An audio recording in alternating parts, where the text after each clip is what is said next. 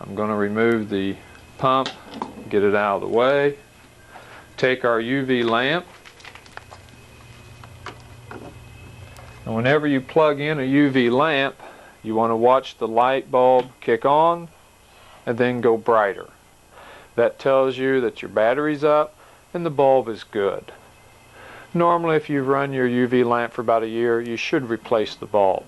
Again, I'll plug it in, it'll come on, and then kick. Tells it's putting out its full power. You must keep your battery up. You must keep your bulb fairly within a year of age. Okay, we'll place it over the resin pump. We'll take the cord, wrap it around the knob a couple times.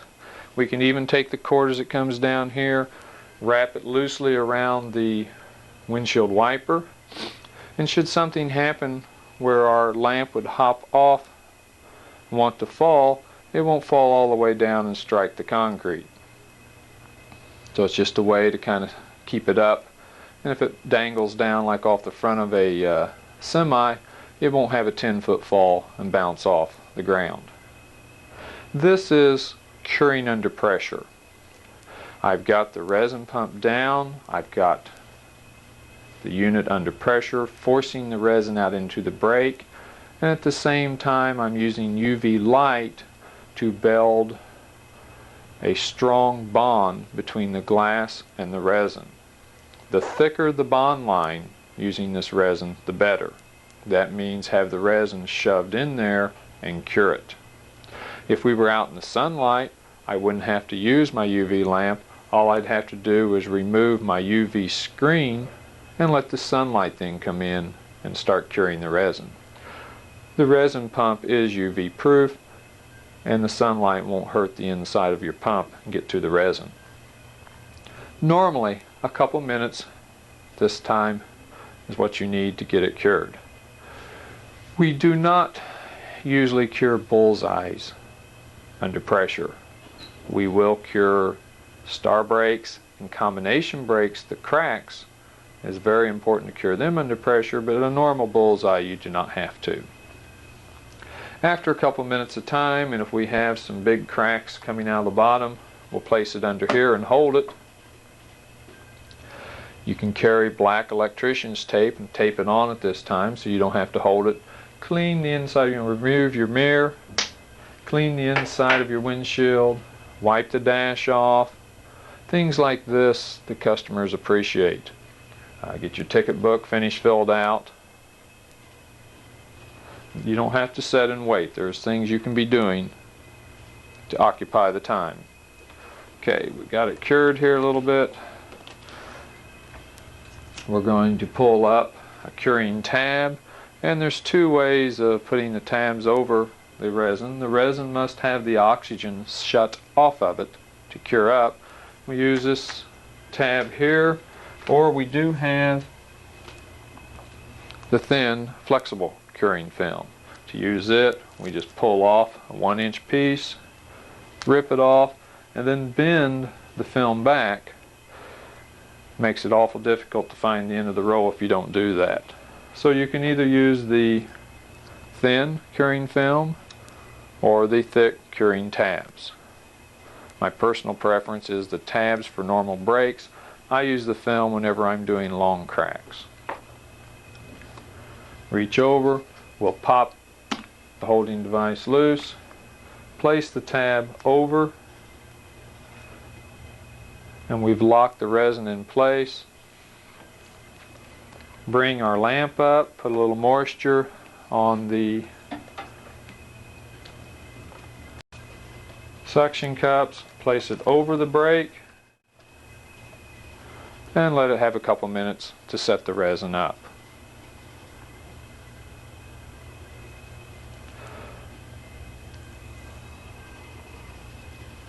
While we're waiting for this to cure, we'll take our holding device with the resin pump in it, and as we turn the plunger up, it will go on the bottom part of the tip, and again the tip is the part up here, the white part that makes the seal. a drop of resin will appear up here. When this drop of resin appears, we'll slowly pull the rod down and try pulling the resin back into the plunger. Rotate the plunger up. As you can see, if I can get it in a space where you can look through, as this area gets closer and closer, we're about to bottom out, but another drop of resin has appeared at the surface. I'll pull the rod down slightly, rotate on up. Now we've bottomed out against the barrel. Pull the last little drop down into my plunger, and I've partially reloaded my plunger for the next break, so it's ready to be attached to the windshield. Now we use the spring down here to tell how much resin we have in the plunger, and we'll get into this unit in much detail here in just a minute. But this is what we do when we're done with a break. Waiting for it to cure, we turn the plunger upside down, run the plunger up. As a drop of resin appears at the top of the barrel up here, we pull the rod down, and what we're doing is reloading the plunger with the unused resin that is up here in the device. It's a way to make your resin last a lot longer and get more breaks per pipette. Okay, this break should be cured by now. We're ready to take off the UV lamp. Do not unplug it. Sometimes we need to go back and use it again. In the winter, plug your lamp in, let it warm up for a couple minutes. It'll let it build up the strength to help in cold weather. We'll pull off our curing tab. Now we need to take the dried resin and scrape it off the glass. We do not want to slice it off. We'll want to do what we call back scraping, where the razor blade will hit the resin, bend backwards, come back the other direction, and this is known as back scraping. Again, do not slice or cut it off. This may pull the resin out of the pit area. And to get it off, you can do this very quickly. And if you have some resin up above the pit, you can slice it away. But the resin right over the pit area needs to be back scraped. Change your direction. It'll come off very quickly. We need to look at the pit area now, and if we happen to see any shiny place, and the shiny place here should mean that the resin is concave at that area, and it's not up flush with the rest of the glass. So we'll have to go in, take our curing tab, add another drop of resin over the pit, put our tab over the top, and cure it for another minute. We'll then come back scrape it down again, and whenever we had a frosted look all the way across the pit where we scraped it, then it's flush with the glass, and we'll be ready to polish it. But if it's concave, then we should add another drop and belt it up flush.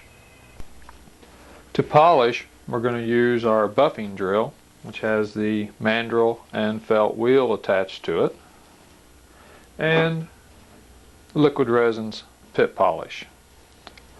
Open the top, place a drop on the pit, take the wheel,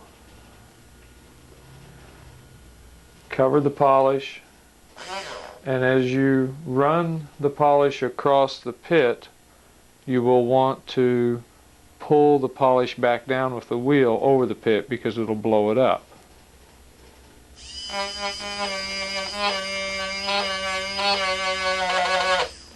Just give this 3 or 4 seconds.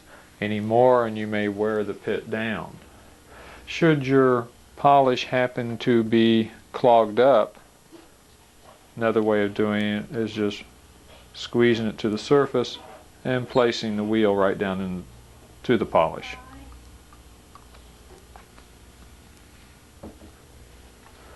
Wipe the area clean. And now you're ready for the customer to see his brake. If you've got the mirror removed so it's not there, you haven't signified where the brake was at for that customer to help him find it.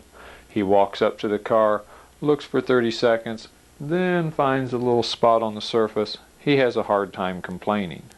This is just another sales technique we use by cleaning the area up, getting all the dried resin away from it, getting the mirror off the back. Makes it tougher to find where the brake was at.